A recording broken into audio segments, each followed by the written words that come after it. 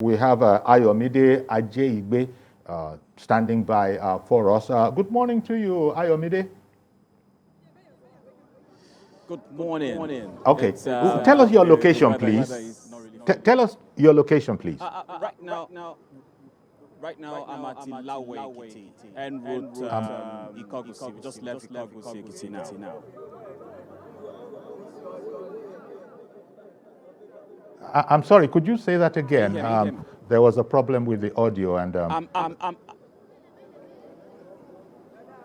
at Ikogusi. I'm at Ilawe Ekiti now. Ilawe Okay. Ekiti. We just left Ikogusi Ekiti. Okay, excellent. So what can you tell us from there? Because we're touching base with correspondents all over the place. How has it been going there? Has voting commenced? Is it going orderly? And things like, that'll be enough to start with. I'll ask you a question after that.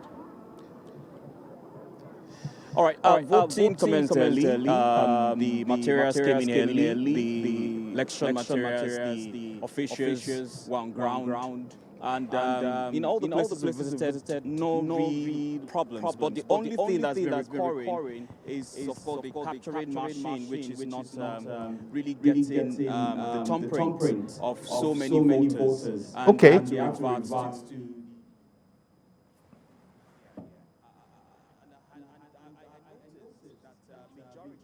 Of the voters that came out to vote into this exercise were majorly elderly ones, people in their 60s, 70s, 80s. Yeah. And I have one of the voters right here with me. Sure. All right. Let's speak to you. What's your name, sir? My name is Ayodele Raphael, a native of Ilawe. All right. What's your observation on the voting exercise today? In fact, the INEC, they have done all the voting is going no round, and the other was very quick. Even most of security I sat down and they are very well. Even we are happy with the conduct of them. What's your industry captain? Yes, I think mine. and they took my picture, I completed, then I voted to the party of my choice. All right. I don't know if you recognize the fact that people of your age or older people are more. Okay, let's apologize for, the audio seemed to be fluctuating a bit there. We're going to fix that. But it's interesting. We're getting, Sarah sort of put it into context. These are technical things. There are also internet-based things. And sometimes it gets a bit wonky without there being any particular... I think Ekiti can be excused because Ekiti is surrounded with the terrain, a lot of hills and mountains, and that might distort. But we're hearing about that issue again from Ayomide Ajeigbe. Ilawe is like Ikogosi, has a lot of hills as well. So I don't, unless maybe some telecoms have or telcos have their masts erected or mounted on some mountain tops. Okay, but in spite of that, our technical guys are going to fix it. And in spite of that, we heard testimony from the people, well, maybe testimony, you know what I mean, reports, eyewitness accounts from the people. Let me not mix up metaphors here. We heard eyewitness accounts that it's going well. You can say it's testimony because the guy was giving good accounts. Yeah, the day is still early, and what we want is for it to continue like that. But hopefully, they say morning shows the day. Yeah. Hopefully that not all the time in Lagos, because you could wake up and you wake up to see rain, then later in the afternoon it's so hot. Yeah, we are being hopeful, but by all accounts, it seems to be going well. It's a good one, and I think it's time for us to score INEC very high. And I will keep saying this. Wouldn't you say it's a bit early because? No, INEC has played its part. I think it has. No, INEC has played its part. Look at the response.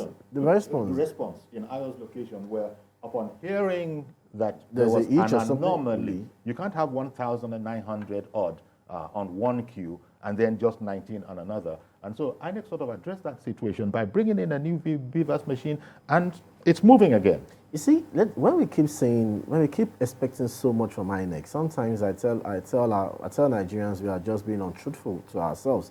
Because no matter the framework INEC puts up, no matter the process INEC puts out there, if the politicians, the political elite, play by the rules, do not go out there, do not get transactional on day of elections. I like the euphemisms we're coming up with. I mean, Let people not buy votes. Let them not pay for votes. And if politicians don't go around with talks that, okay, if I don't win yet, disrupt the process and everything. Even if you are still using monolithic approach to elections, we still have a few good and fair results. But it's the political actors that need to just, I think, we need to have probably a bureau, probably a school or a college for political elites to tell them it's not a do or die thing. Yes, apologies to Chief Olusegun Obasanjo, they're not playing do or die politics here. And to rule or to get into office should not be a do or die affair. Okay, I think I can connect with Ayomide Ajeigbe again.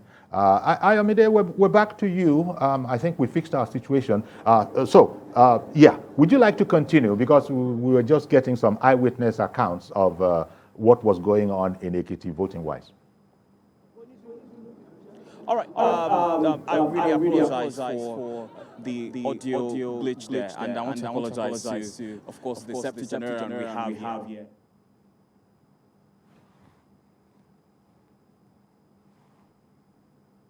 About the voting public and the younger people being mobilized. But there are some younger people that I saw here this morning who came around. They were even talking in the Yoruba language, and they do not have PVCs. They just came here to observe and just play.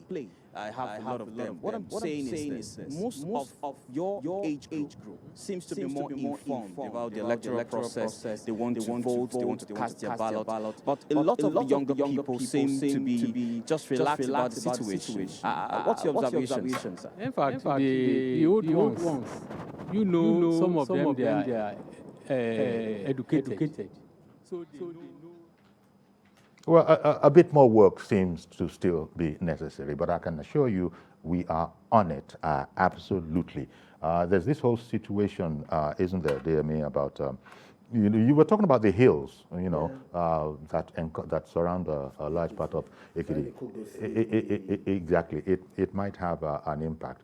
But by and large, even from the little that we did here, things seem to be going on, according to plan, and that is what is required. Now, you were talking about possibility that one of the things some of those undesirable things that happen at some of our elections, where thugs, apparently 17,000 odd, security personnel, including the police. Even the army, civil defense, that must have, and then they showed, there was a show of force, I understand, yesterday, where these security personnel, yeah, they were on a patrol of Ekiti State. So probably sent out, words, notice to people who had any such intentions that don't try it. This is 2022.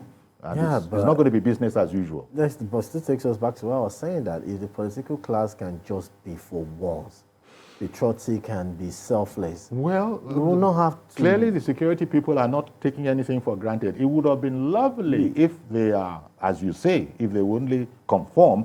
But I think the security. And I guess the military will form the part of the outer corridor, because that's where they will be. So even if you wanted to come in, there would have been a difficulty. Yeah, and even if they have problems or security breaches in the inner corridor, before you could get out the outer corridor. The other thing is that we just want the security people perhaps to be a lot more, aware of their environment and the fact that people are not going to be misbehaving when they see a uniform. Or should we just pray that there should even be no need for the security agents to intervene at some point?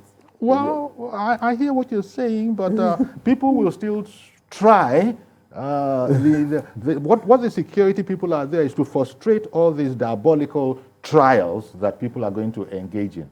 And one of the keys to it, perhaps, is that the knowledge and understanding that when people see an official uniform, they know to behave themselves. Because when they see the fatigue or what you call the camouflage of the army, or that's when they behave. But they say those blue and black people, they've been disrespected a lot. How about the civil defense? Because you just heard the gentleman say, to be fair to them, at least he said that they won't stand for any such thing. No, but let's tell ourselves the truth. The only set of people Nigerians fear, not even respect, fear is just the military.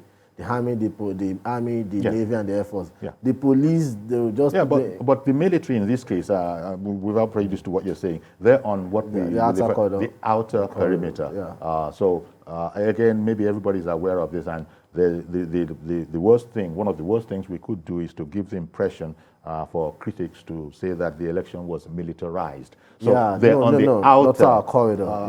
They're on the outer. And fair enough, that's where they should be. But it is the police, as I confirmed from the DIG yesterday, is the police that will be engaging, if necessary, with the people. And expectedly. And you see, it's for me, I think with this is just, I'm on the citizens pointing out to call out to our political elites that they should just please, let's make the system clean. 2022, that we still have the fear of ballot box snatching, you're still hearing things about vote buying. I think if you do your communications, if you get your communication strategies right, you don't need to go there at the day of the election trying to induce voters. Indeed. Let me cut back to Ayodele Ozugbakun. Hi again, Ayo. Yori? Yeah, okay. Everything good? Now you can see with the introduction of an additional beavers, you can see that we're almost done here at this polling unit out of the 1,900 people. And that's really expedited the action. And one strange occurrence, one strange phenomenon I've been witnessing this particular polling unit. There are some people that they are here with their Android phone. So after thumb printing, they snap the ballot paper before emptying the ballot paper into the ballot box. I've seen a couple of them, and the policeman here had to be more vigilant, and he has been watching them. But before that time, we've been seeing people, after they just thumb print, they will just snap the ballot paper. I don't know, for whatever. We talked about transaction earlier, maybe as an evidence of the party you voted for. I can't pinpoint any party. I'm not close to that place, but it's what we've been witnessing, and we are still observing it, and more people are still going. And it's against the law to come into this place with your Android phone. It's just against the law. It's that you keep it at home or you keep it in your pocket. You are not meant to bring out your Android phone.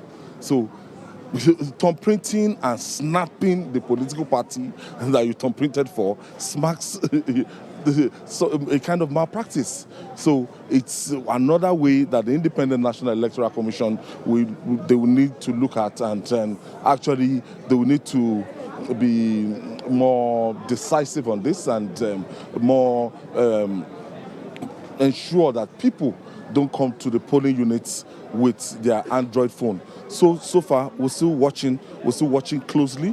We see people holding on to their Android phone, and immediately after voting, they snap the ballot paper, and maybe to make whatever claim. But one thing that is good is that the process is faster here, and in no time, less than 30 minutes now, from the people I'm counting now, 1, 2, 3, 4, 5, 6, 7, 8, 9, 10, 11, 12, 13. I think with 20 more people to go, it's going to be over. Ayo, 1 second, please. Ayo, can you hear me? Ayo, sorry. Yes, Yori.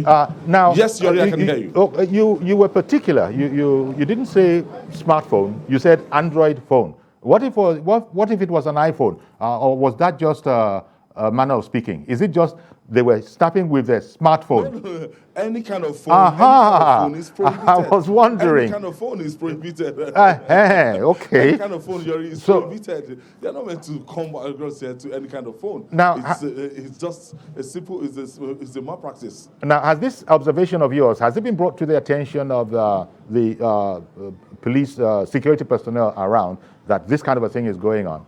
Yes, that's why we have them here. They are more vigilant now. They are watching now. We have them here. We had just 2 before, but from what I've seen now, they have like 10 of them here watching the process. But they can still, but they can still go to the polling station with their phones. It's not as that they have to drop their phones, because as you just said, they're not supposed to have their phones. Are they still, has that point been addressed? Yes, to a certain, as if you can watch now, you can watch what is happening now. That's this is a prospective voter now. He has voted. He doesn't have any phone, and Well, he has just finished voting. So this is normal now. What we had before was abnormal. because coming here with your Android phone after voting, your smartphone, any phone at all, any phone, not your Android phone, Ayo. Your smartphone, any phone, any phone, Yori. Sorry for that. Yeah. So, okay. So, that all of that is about perhaps providing evidence where they need it later on of having done their part.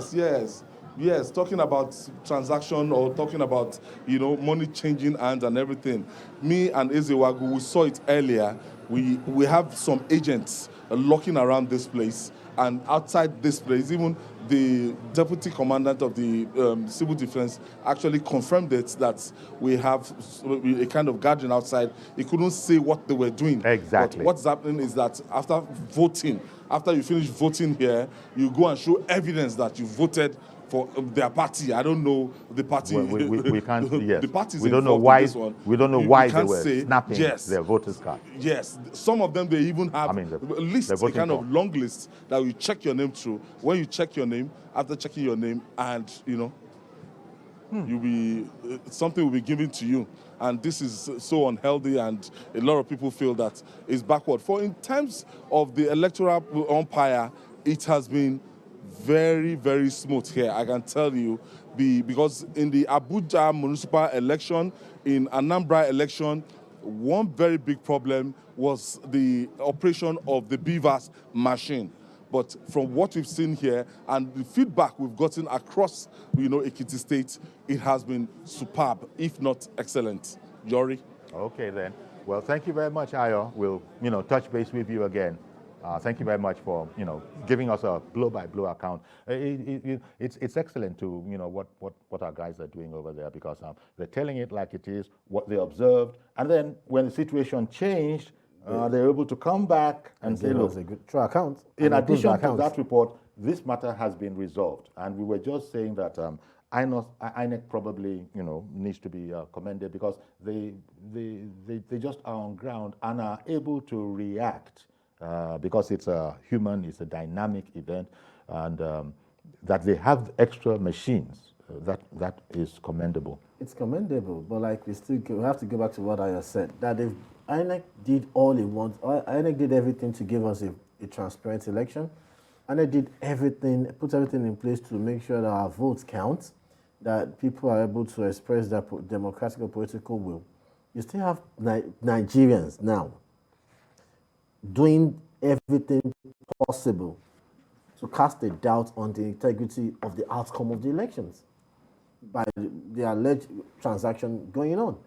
So I think it's on the political elites, like I keep eating hard on them, really, really want to make this country work. You don't have to be desperate. If you think you have what it takes to move the country forward, you put yourself out there. If people don't buy your idea or ideology, let them suffer it, or let them enjoy the options they go for. We've been saying this for as long as you and I Even can remember. We've been saying this, that even as you said, it was President Obasanjo in his time who had said that elections are not a do-or-die affair. No, he even said it's a do-or-die affair. In fact, yes. He said the seriousness, I remember now, the seriousness with which he was addressing this, it's a do-or-die affair. Of course, he got some comeuppance from that. But we've been saying that is not the way to be. We also, I understand that we have Ademola on Zoom as well. So let's cut there and hear from Ademola.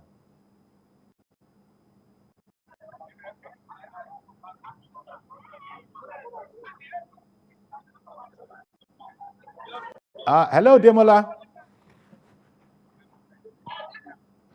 Yeah, hello, Gary. Okay.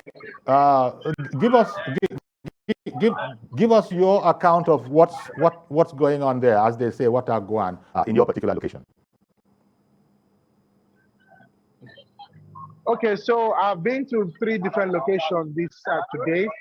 The first was, of course, at Ifaki, where the Social Democratic Party candidate, Shebuni, of course, is from, and he actually cast his vote around past 10 this morning, and of course with his family and some of his supporters.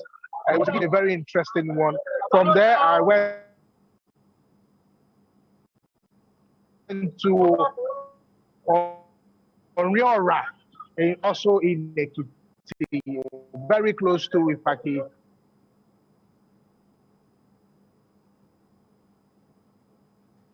Well, that's Ademola Lawrence. He's part of the team of reporters that we have on ground in Ekiti, covering it 360 degrees all around, whatever the angle. We've got a person there who will let us know what's going on. Ademola, we're going to connect back with him. He's reaching us via Zoom. In fact, Ademola is back. Ademola, go right ahead. Continue, please. Okay, Ademola, we have you back. Okay, so as I was saying, it's indeed to note that as early as 7:30, the INEC officials already arrived at different polling booths. 11 wards here at Idosi local government, where in Ifaki and of course in Oriora. So it was indeed a very interesting one to see that, and voters came out in mass to vote for the candidate of their choice, and to see that the process, of course, went on smoothly. But one thing that I must point out at Ifaki was the fact that the Beavers at one time had a bit of challenge with the elderly ones, because when the voting and accreditation wanted to start, the elderly ones were the ones who they were told to come up and come to the front so that they can vote on time and go back to the different houses. But eventually, they had issues with the Beavers trying to recognize them, and of course with the thumbprint.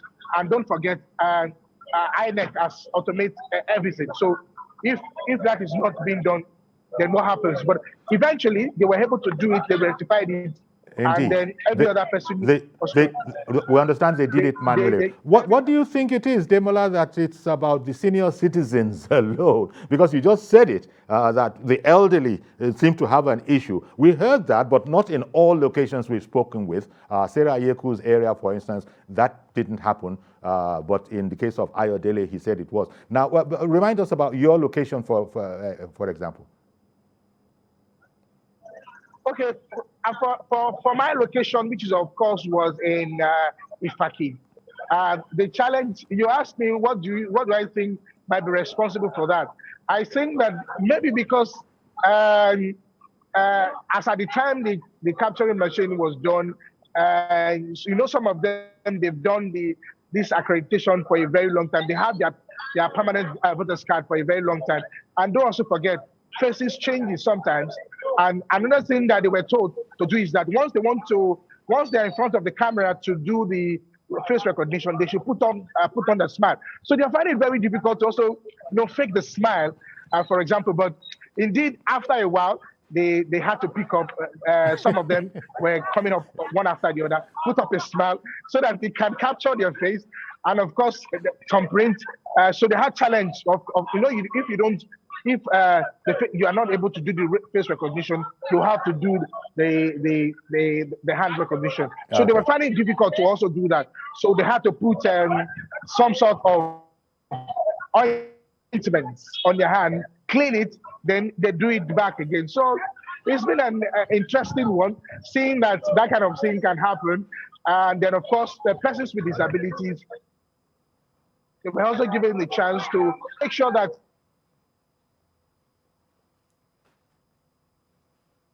they vote for whoever. It's been very calm, cool, collected in this area, the area that I was. But now I'm actually in Lawe. I'm in Lawe now, and if you can see at my back, of course, voting is still going, and security agencies are trying as much as possible to make sure that everybody is aligned and be on the queue so that everything goes on well and nobody is causing chaos. Yeah.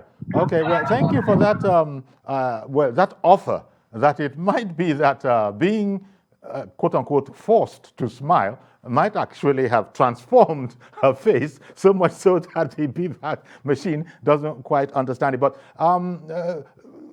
everybody was hoping that there would be no voter apathy and that people would come out and want to exercise their rights. And you said that people are here in your area, Ilawe, is it, en masse. So there was, you know, a very healthy turnout, right? Of course, a very healthy turnout. You know, one will wonder what is going to happen if indeed there will be a turnout for this election. But I think the people of Ekiti have actually proven, or proven everybody otherwise, that, you know, they have the ones that really surprised me is the fact that the elderly ones, they were even more, I must say, even more than the younger ones. You know, from what I saw on ground, there were even more at the polling booths of course, to cast their vote. So, but driving down from Ilawe down to Oriora, down to, of course, to this place from Ifake rather to Oriora, and of course down to Ilawe, massive turnout. I must tell you, massive turnout. The people came out in large numbers to perform their civic duties. I think one need to give the residents of Ekiti State a kudos for doing this. Well, thank you very much, Ademola Lawrence, as you were saying, reporting from Ilawe in Ekiti, even though you've actually touched some other local government bases. Thanks again, Ademola Lawrence. It's moving. That was that was curious. And then the special, you had to clean their hands. These are farmers, you know. Yeah. And I guess by the time, I think a lot of us, the smiling, I think the smiling came with, if you want to revalidate probably in the new process of continuous voter registration. I don't think when they had their PVC way back, I think that didn't happen. It's time to be corrected. Yeah. But I imagine that a person might have been sober looking, you know, people might just have this sober kind of a look. But now you come for this and the BVAC machine says, can you please give us a smile? And then you do it in such a way that they're not used to being, to providing smiles on command. You can't provide a smile on command. Perhaps that's part of it. But it's an interesting human detail. No, the good thing here is and I'm happy that it came out the way we said, that Ekiti people are particularly aware. They'll come out to vote, and I'm just praying and I hope their votes obviously expectedly will count, and Ekiti will have the next 4 years to play with. Indeed. Okay, I was telling you we have a whole team of reporters there. We've heard from Ademola Lawrence, Sarah Ayeku, Ayodele Ozugbakun, and now we have Femi Akande. Good afternoon to you, Femi. What's your location? Good afternoon. What's your location, Femi? Imojo. Okay. Oh dear. Okay. Well, we're glad to have you, Femi. Well, we also, you know, we'll be glad to have the audio as well, and I'm sure our guys are on that. Obviously, they'll do more like INEC or better than INEC. Exactly. We've heard about the terrain in Ekiti, perhaps that's it, but that's our man Femi Akande there. He's part of the team up in Ekiti. So we'll just continue in studio. You said something about whether hopefully their votes will count. I'm just going to take that for granted with the amount of preparation, the extent. No. Or is that a bit foolhardy? No, but I'm just praying, and I hope, because like we said, we've seen it. You said it's too early to call, but I want to score INEC high, and I want to I'm happy that the citizens turned out the way they did. And that INEC was up to task. Even when the itches, they're there to correct it and rectify it, and it's a good one for our process.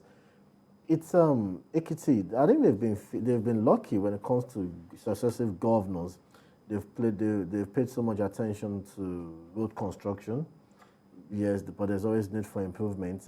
Ekiti, and when Sarah said the people of Inyi is after our Moko before it gets to Ado, that they're praying for a governor that will bring university to their town. Again, at some point since 1999, except Adebayo, who was there 1999 to 2003, And who also said that if this system had been in place, maybe I'd have had another term. Maybe not. But then again, maybe not. Maybe not.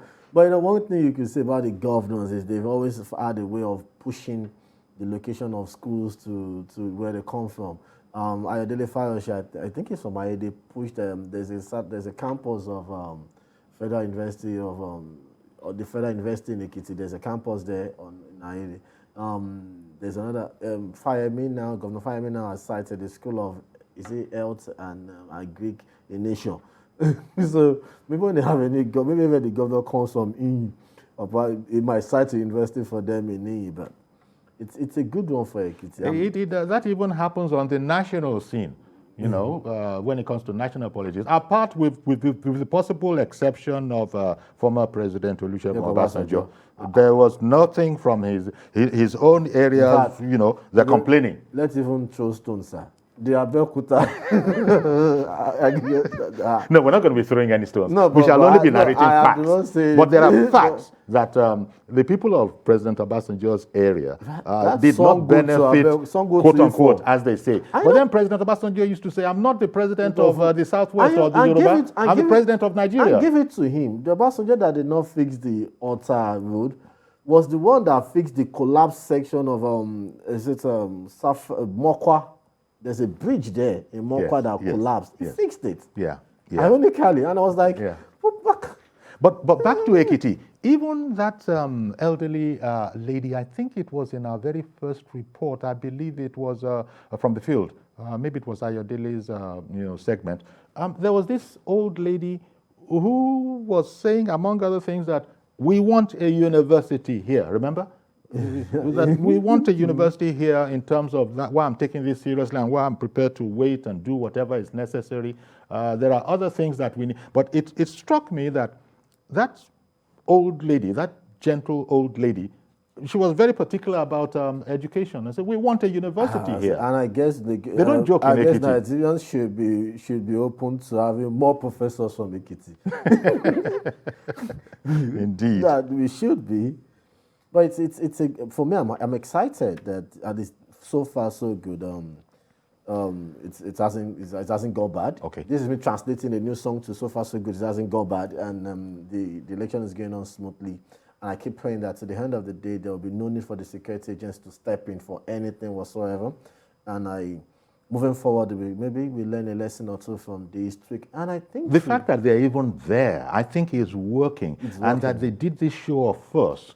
Show of force by patrolling around the area, just in case anybody didn't hear about it. This place is, under... While we're talking, I just have an idea in my head. They might just make the electoral process more expensive. I don't think it's going to be a bad idea to have cameras mounted at every polling unit across the country to pick up these infractions on our laws. Sometimes we don't give our people, our security people, as much credit as they deserve. No, you might be surprised to hear that there are aspects of what you're talking about that have actually been deployed. It's not every time that they say to us that you don't want to discuss security details in the public square. Well, sometimes security things security doesn't have to do with spirit, it has to do with human beings. There you go. You're right. Everybody has to be cooperating. Everybody has to do their part. Because if you don't carry the people along, where will you get the greatest source of intelligence to solve any crime, to prevent any crime, which is human intelligence? But look at what happened with in Ayo's location, for instance. He noticed what he noticed. Yes. He called the attention of the people. Now, because we also have the situation where the security defense business for some people because they can't snap again to go and collect. Yes, you can't do that. And the security, the civil defense officer there, he said nothing like that. But in Ayo's second or third time around, he said, he has now noticed. The question is, why couldn't he move out, apprehend those people just to conduct a search on them? If you find a huge sum of money on them, why are you doing with that at the polling unit? Because it's obvious it's not rocket science. We don't know for sure because I think the voter was just more concerned about having evidence of how he voted. So transactions needn't take place there. I said that outside the polling there was a large concentration of these people there.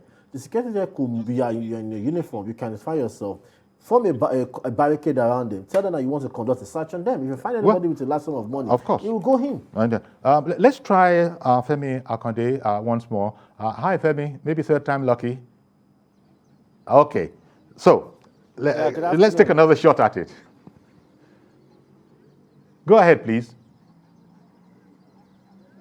Yes, well, here at Emojo Ekiti, you can see right behind me the polling officers are sitting idle. That's because they are waiting for more registered voters to arrive ahead of the 2:30 deadline when voting will close at different polling centers across the country. But you know, just that they are sitting idle does not suggest voter apathy. This particular polling unit has just about 180 registered voters, but we cannot say for sure if indeed all the 180 registered voters have come here to cast their ballot. But the deadline is 2:30, and you know, you can tell from this polling unit that it's not going to pass 1 minute after 2:30. They will close voting. That is when sorting, counting, and the whole collation process will begin. But from what we have observed, it has been a very peaceful and quiet exercise around here at this particular polling unit. The party agents are still sitting, hanging around, waiting for that critical time when the sorting and polling, the sorting and counting will start. And also security agencies are also on ground to ensure that that process and that time when this counting happens, it's also peaceful. Law and order is also maintained at this very critical period in the whole voting process. Well, let me bring in one of the agents, a political party agent here to just give us a perspective, into what has transpired here. You know, you have been here since morning. You have seen registered voters come to cast their vote. How has it been? Because this whole place seemed very quiet. We give glory to God because this is the most first peaceful election in this polling unit. You can see there's no war, and we thank God we are working as the same family. So there's no war, there's no call for alarm. We thank God for that. Okay, how about arrival of the electoral officers? When did they come, and how did they carry out their activity? When they came at the right time, then there's no problem. So they did their work perfectly.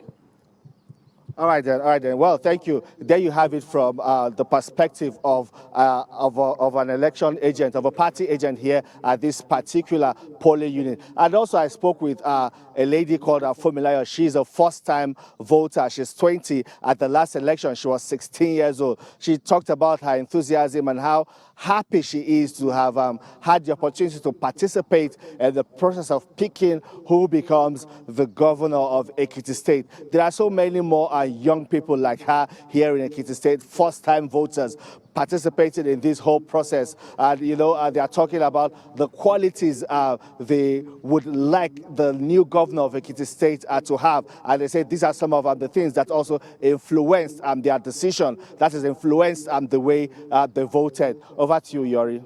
Thank you very much, Femi, for that report. And we're going to have to leave it there for now.